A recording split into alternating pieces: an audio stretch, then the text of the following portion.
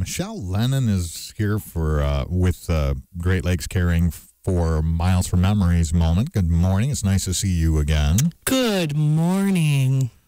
I'd compliment you on how nice you look, but it'd probably be a lot safer to just say, boy, you look like crap today. I take that as a sincere compliment.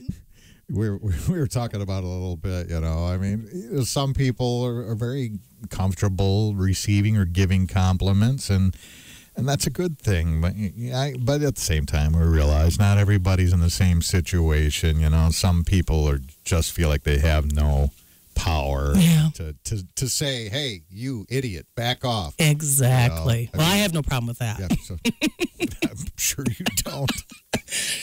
But seriously, though, Miles for Memory moment, and today, respite care. And I was thinking we could almost call this caregiver care.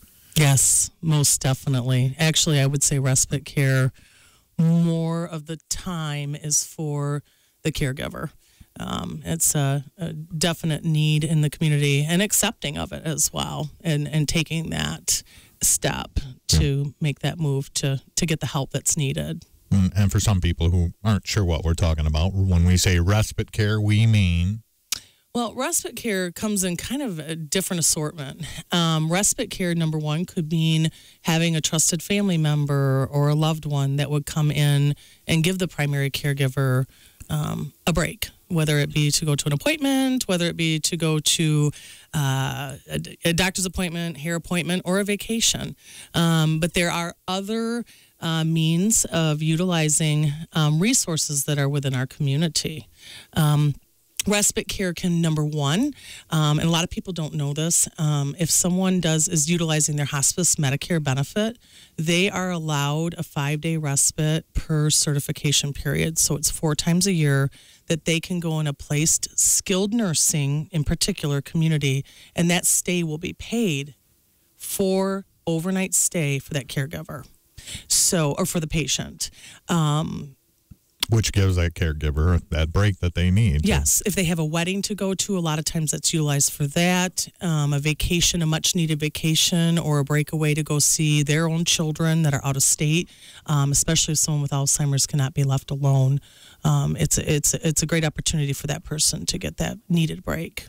You know, we talk all the time about, you know, taking care of our own needs. You know, if a parent can't do some of the things that they like to do and have some time to themselves, then how can you be a good parent like that? Because you have to start, you know, with your own care. And boy, multiply that by 100 for some of these people taking care of Alzheimer's patients. Yeah. Well, and so many of the times you have folks that are still working. You know, as we all know, people are working later in their years and coordinating, taking care of that loved one on all levels of day, noon, and night, and working a job, and sometimes taking care of their own grandchildren. That can be overwhelming. And quite frankly, is that person the best caregiver they can be if they're not getting that time away? Sure. And we all need, I call it mama time. I think we all have those moments in life where we just need to be.